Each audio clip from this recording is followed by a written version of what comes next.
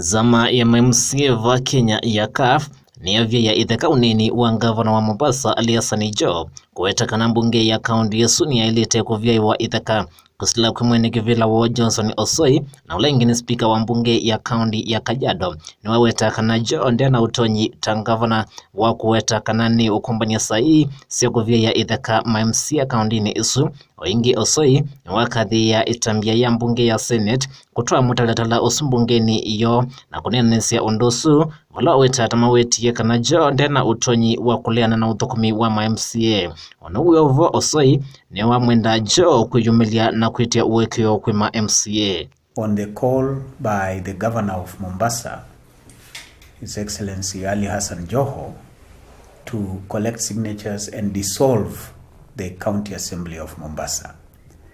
I wish from the onset to state that we as County Assemblies Forum support the move taken by the Senate of Kenya, which did discuss this as a matter of national importance in the Senate proceedings yesterday afternoon.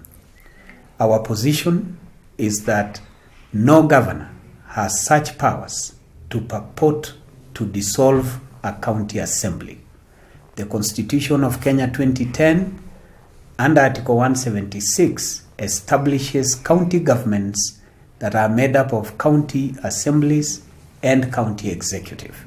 And therefore, the county governments are one government made up of two arms, and one arm cannot purport to have the powers to dissolve another arm.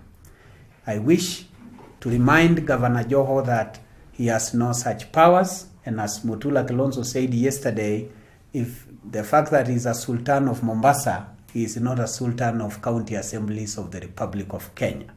The Assembly of Mombasa is established under the Constitution. No single individual can purport to be able to dissolve that assembly.